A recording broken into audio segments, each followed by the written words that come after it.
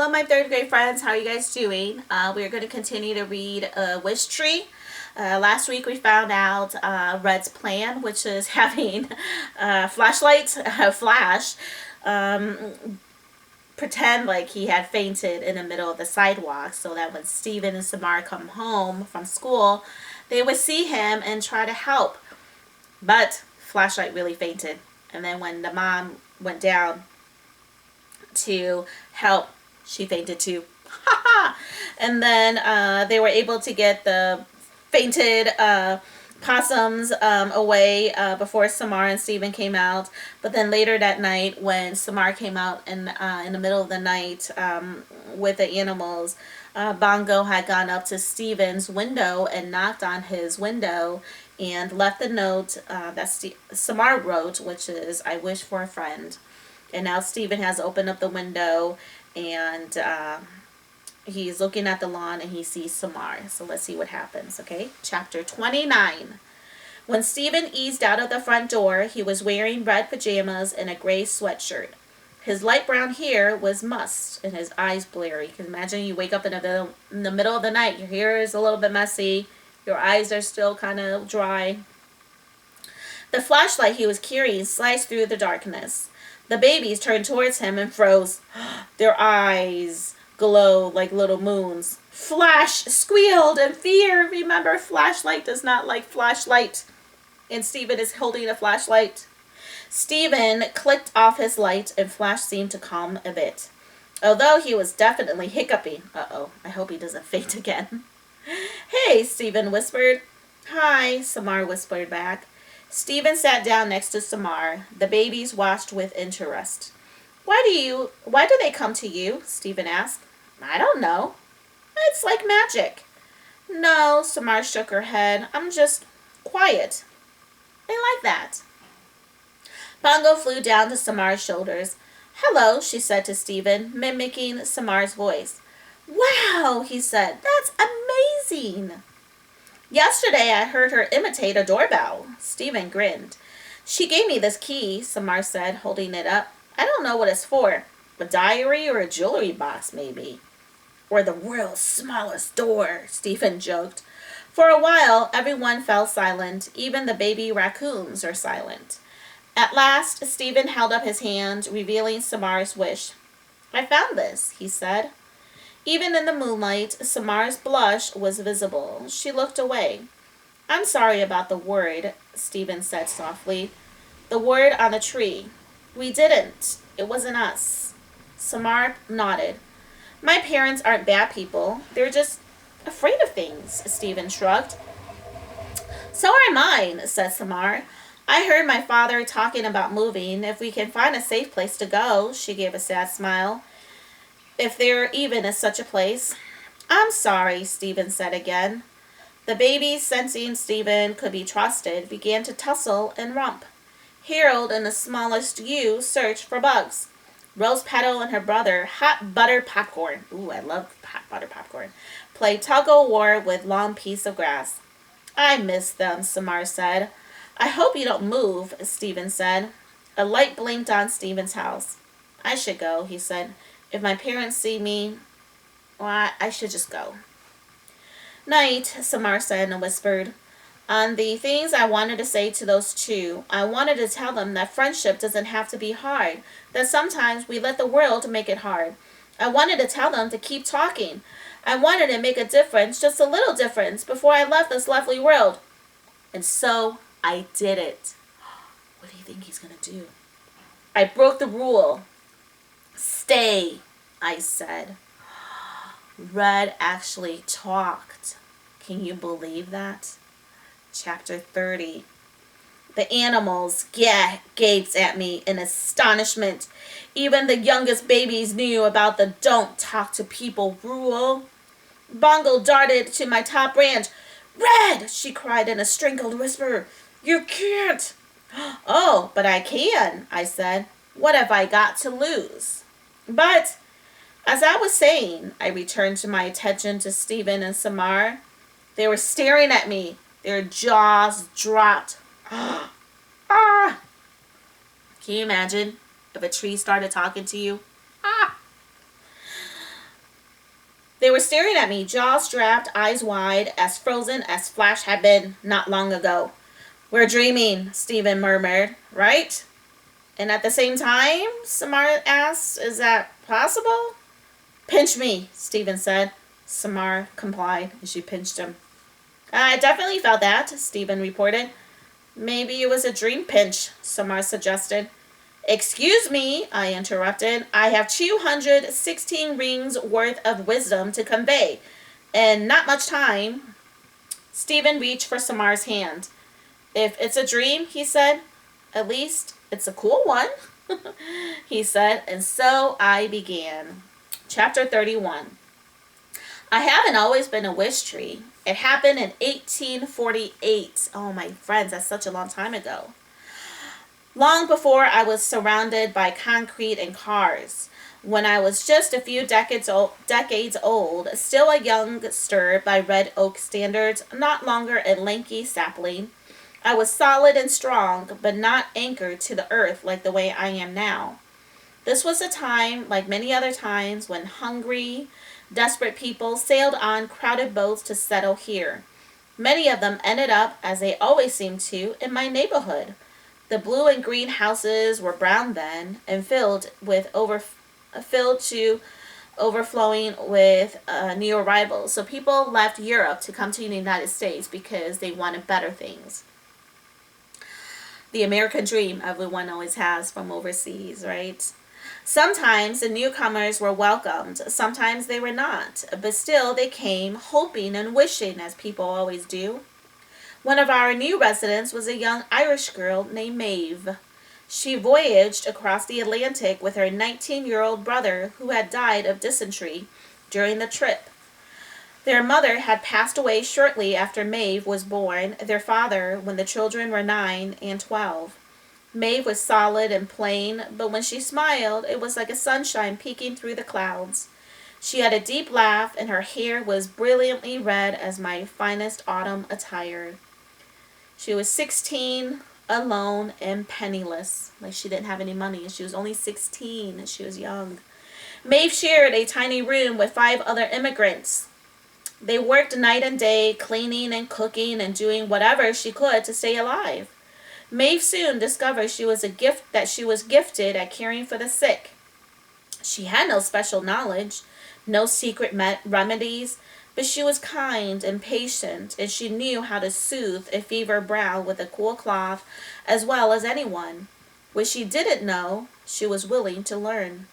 As time passed, word grew of Maeve's abilities.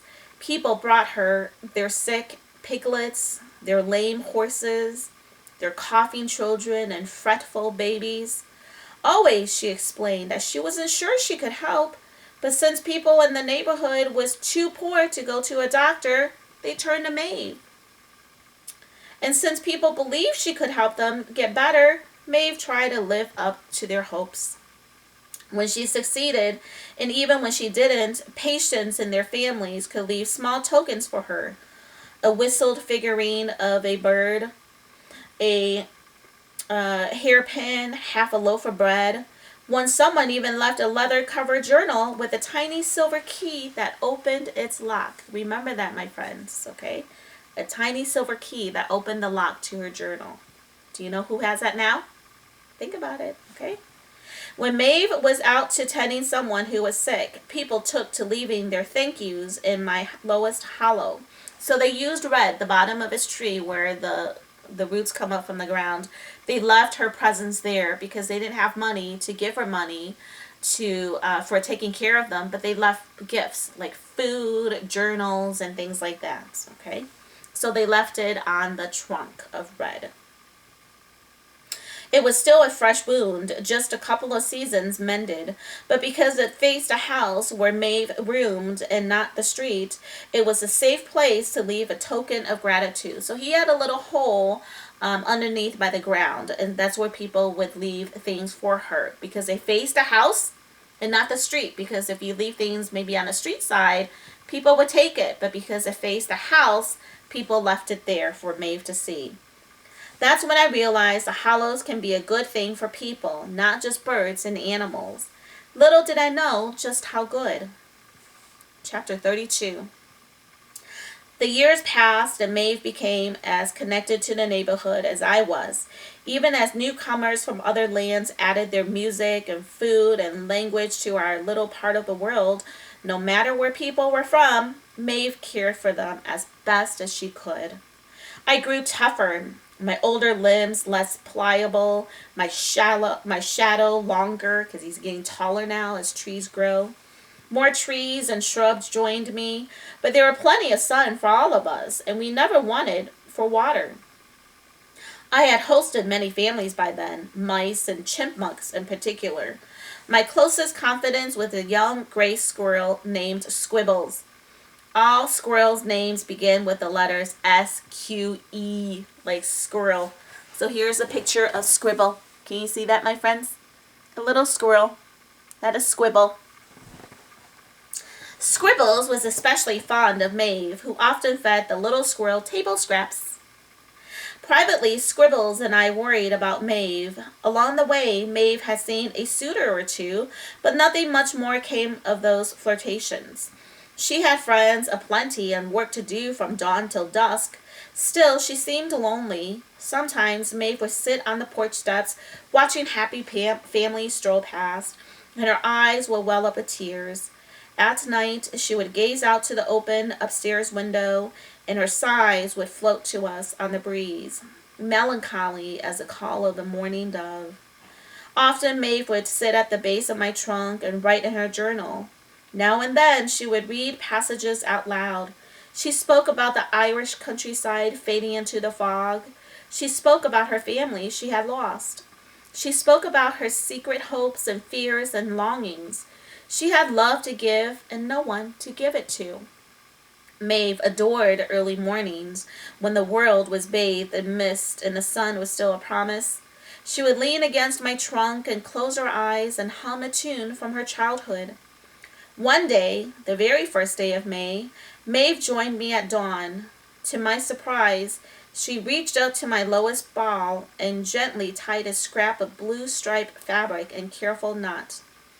I wish, she whispered, for someone to love with all my heart. That was my first wish and the beginning of many more. Chapter 33.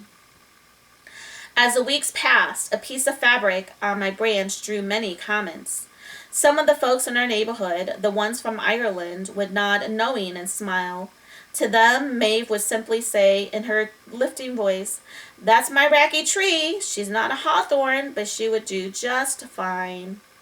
People who had come here from other lands, and there were many of them, would frown at the rag or even reach up to remove it. Maeve would warn, "Don't you be touching my wish now." Patiently, again and again, she would explain how in her old home, leaving wishes on a raggy tree was a time-honored tradition. Now and then, people would ask Maeve what she had wished for. She would tell them the truth, with a sigh and a wry smile. "Nothing much, just someone to love with all my heart. Nothing much at all." Sometimes people would laugh. Sometimes they would roll their eyes. "A wish on a rag won't bring you love, dearie," they would say. But usually people gave Maeve a kind smile, a squeeze on the arm, a knowing nod, and then they too would ask if they could add a wish of their own. Chapter 34. Another year passed, and As May neared, I found myself hosting more scraps of fabric than holding leaves. Squibbles tried to steal a few fabric strips to line his dray, the nest made of leaves and twigs high in my forked branches. I explained that he would have to stick with moss and pine needles until the 1st of May. Wishes, according to Maeve, could not be touched until after May Day. Then the ones that weren't carried off in the wind or dragged to the ground by the rain could be removed by people or enterprising squirrels. I suspected she made up that rule for my benefit so I could grow unfettered without the weight of wet rags dragging me down. Just before dawn on the 1st of May, a young woman approached me. She had dark, wavy hair and wore a tattered gray coat. In her arms, a wrapped bundle. "Psst," Squibble whispered to me. "Here comes another wish, Red." The scribbles was wrong. There was no wish. Swiftly, but with great care, the girl placed her bundle in my hollow. A thank you for Maeve, I realized.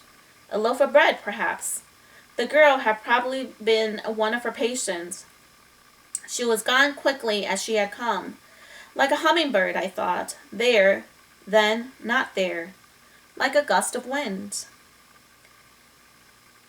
Chapter 35.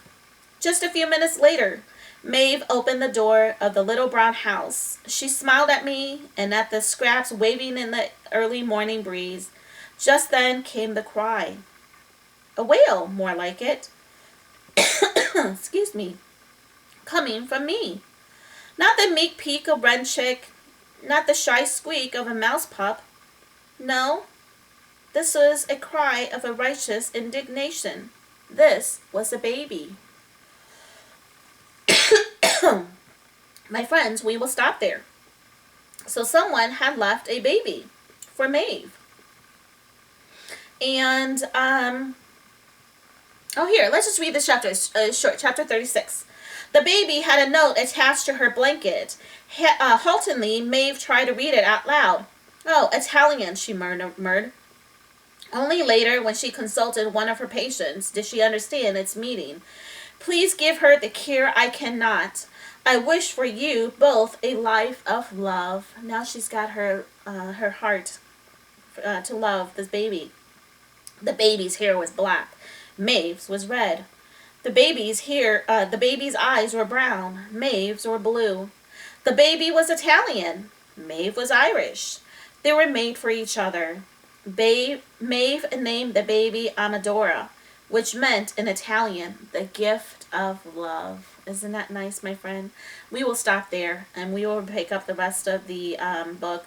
Actually, my friends, we will not be able to finish the book before the end of the school year, but I want to read you to a part to where you can pick up yourself. Maybe over the summer, you can check out the book at the library when libraries open, or you can check it out online through the library for the book and see what happens, okay? But we'll try to finish as much as we can in the next few weeks, but we'll leave off there for now, my friends. I will see you next week. I hope you have a wonderful week and a wonderful Memorial Day weekend, and I will see you soon. Bye-bye.